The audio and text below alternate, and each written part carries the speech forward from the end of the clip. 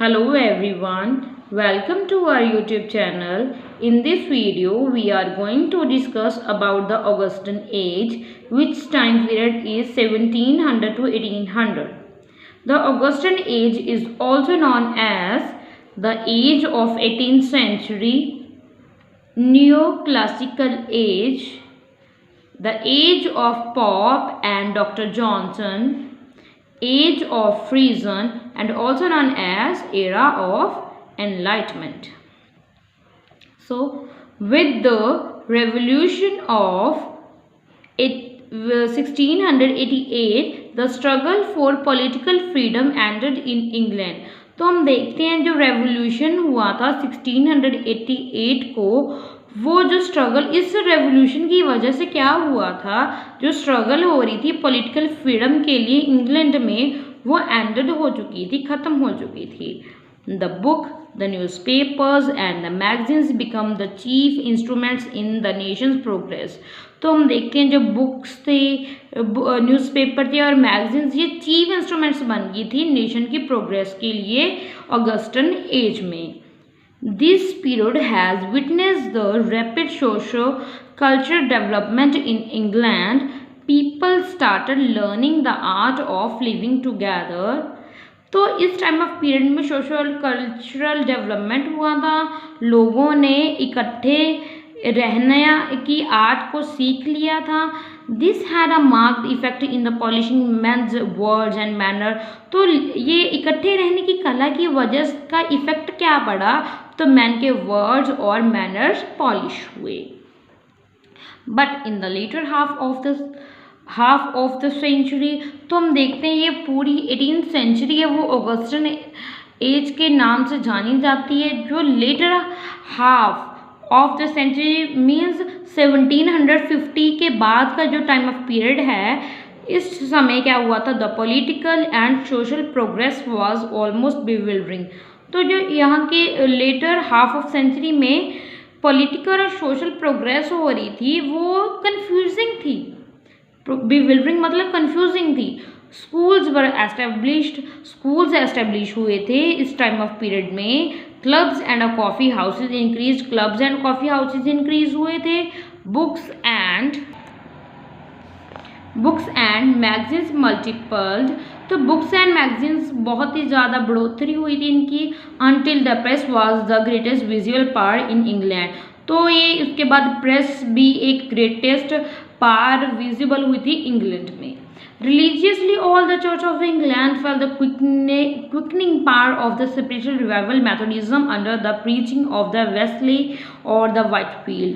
तो रिलीजियसली हमें देखें तो जो चर्च था इंग्लैंड का, वो उसमें भी हम देखते हैं जो प्रीचिंग थी कि वेस्ले और वाइटफील्ड की, उनकी प्रीचिंग के अंडर तो पावर ऑफ स्पिरिचुअल रिवाइवल भी हुआ था चर्च ऑफ इंग्लैंड में.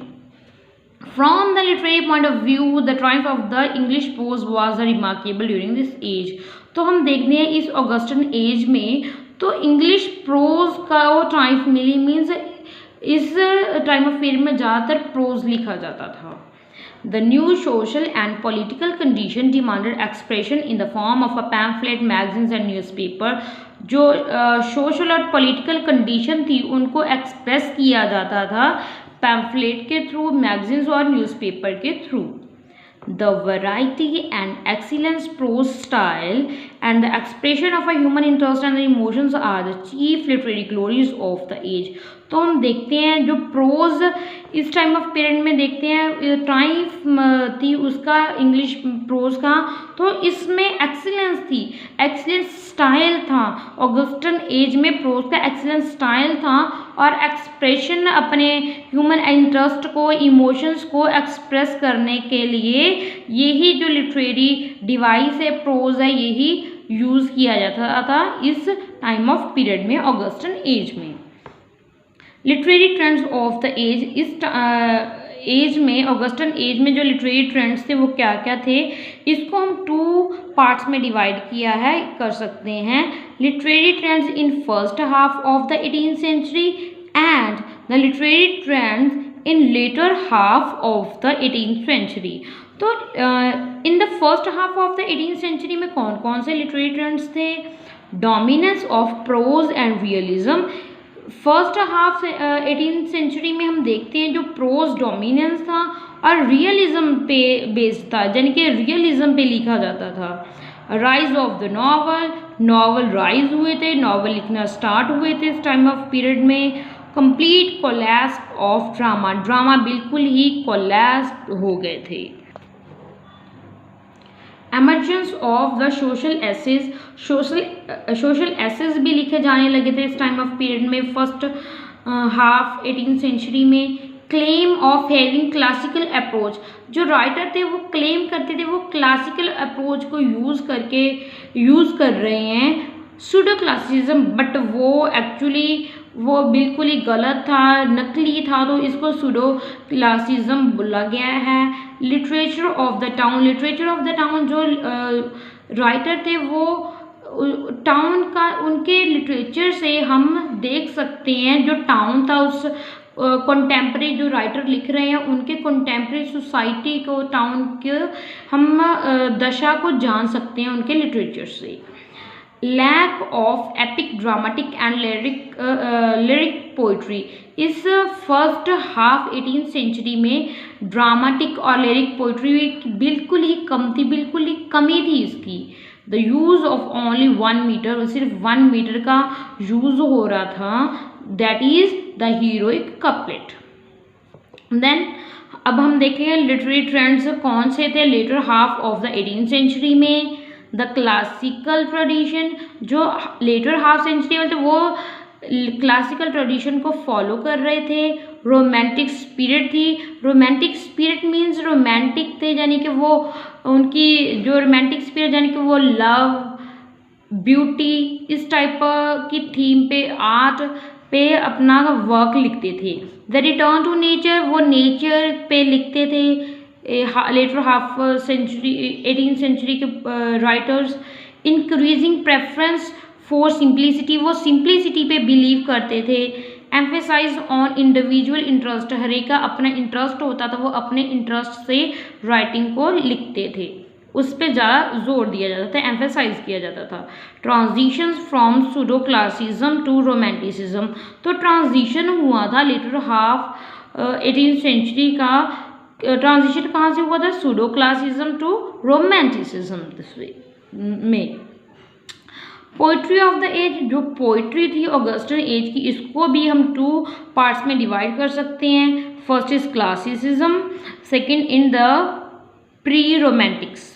जो क्लासिज्म था उसके कौन कौन से राइटर थे, कौन से क्लासिज्म में लिखने वाले राइटर्स हैं? नंबर 1 इज़ अलेक्जेंडर पोप, ये बहुत ही इन्होंने बहुत वर्क लिखे हैं, ये बहुत ही सटायर, ज़्यादातर सटायर ही लिखते थे अलेक्जेंडर पोप, तो इनके बहुत ही ज़्यादा काम, बढ़िया काम से, बहुत राइटिंग की वजह से हम एज ऑफ पॉप के नाम से भी इस टाइम ऑफ पीरियड को जाना जाता है।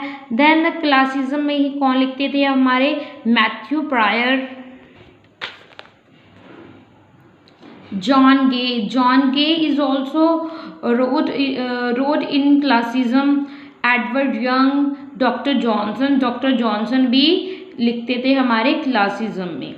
देन द प्री रोमांटिक्स क्या थे? ये प्री रोमांटिसिज्म से जो पहले राइटर से जो लिखते थे, जिन्होंने हम कहते बीज बोआ था रोमांटिसिज्म का, रोमांटिसिज्म के पहले थे। ये कौन कौन से राइटर्स आ जाते हैं इसमें? Grey, Collins, James Thompson, Oliver Goldsmith, William copper, George crepe, Robert Burns, William Blake, ये सभी राइटर्स हैं, ये प्री रोमांटिक्स राइटर्स हैं। यहाँ पे ऑगस्टन एज में the ode in the 18th century, odes भी लिखी जाती थी। जो ओड, इसको 2 पार्ट्स में हम डिवाइड कर सकते हैं, एक है पिंडेरिक ओड्स और second one is the Horatian और द पर्सनल ओड। जो पिंडेरिक ओड थी इसको देख लेते हैं, इसके बारे में हम पढ़ लेते हैं। Pindar was the greatest lyric poet of the ancient Greece, was the father of the Pindaric ode। जो पिंडर हुए हैं ये एक एंशियंट ग्रीस के पोइट हुए हैं और उनको ही पिंडेरिक ओड का फादर माना जाता है। और ये हमारे Horatian, this kind of the ode has been named after the Latin poet Horace. ये इसका नेम किससे पड़ा? ये लैटिन के पोइट थे होरेस, उसके नाम से ये इस ओड का नाम पड़ा होरेशन। और वो इमिटेट पिंडर, और इसने होरेशन ने इमिटेट किया था, किससे इमिटेट किया था? पिंडर से। पिंडर ग्रीस के थे और ये हमारे होरेशन लैटिन के थे। बट फार रीचिंग डिफरेंस, मगर इमिटेशन तो की थी, नकल तो की थी, कॉपी तो की थी, मगर बहुत ही डिफरेंस था। इसकी एग्जांपल क्या है? पिंडेरिक ओड की ग्रेज ऑड, ग्रेज ने ऑड लिखी है द प्रोग्रेस ऑफ पोइजी और द बैंड। और द कॉलिंस ऑड है, ये होरेशन और पर्सनल ऑड की एग्जाम्पल है। Collins ode to simplicity and ode to evening. The periodic essays, periodic essays भी लिखे जाते थे ऑगस्टन एज में। तो दिस पीरियोडिक एसेज होते क्या हैं? This type of essays were published in journals and magazines which appeared after fixed interval of time. ये जो एसेज थे ये पब्लिश किए जाते थे जर्नल्स में और मैगजीन्स में। ये एक फिक्स्ड इंटरवल ऑफ टाइम के बाद पब्लिश होते थे, जैसे कोई 4 डेज़ के बाद, कोई 1 वीक के बाद, कोई मंथली और 15 डेज़ के बाद पब्लिश किए जाते थे। और एक खास इंटरवल और टाइम ऑफ पीरियड के बाद जो ऐसे पब्लिश करवाए जाते थे उसको पीरियोडिक एसेस बोला जाता था। तो कौन से थे जो पीरियोडिक एसेस थे इस एज में, ऑगस्टन एज में? ये थे Steele and Addison, doctor Johnson भी लिखते थे periodic essays, Edward Cave and Ralph Griffiths, Oliver Goldsmith. Then James Boswell, ये एक बायोग्राफर हुए हैं ऑगस्टन एज के। एडवर्ड गिबिन, ये एक हिस्टोरियन हुए हैं इस ऑगस्टन एज के। एडमंड बुर्क, ये greatest orator of the age, ये ऑरेटर हुए हैं, वक्ता हुए हैं इस ऑगस्टन एज में। प्रोज सेटायर, प्रोज तो हमने देखा ही है, प्रोज इस टाइम ऑफ पीरियड में बहुत ही ज़्यादा लिखा गया है और सेटायर भी लिखा गया है। प्रोज में जो सेटायर, ज़्यादातर सेटारिकल वर्क लिखे हैं एडिसन और स्विफ्ट ने। आज की वीडियो में बस इतना ही। आज हमने ऑगस्टन एज के बारे में पढ़ा है और ऑगस्टन एज के कौन कौन से राइटर्स हैं उनके बारे में हमने पढ़ा है। आज की वीडियो में बस इतना ही। Thanks for watching, keep on learning and keep on watching.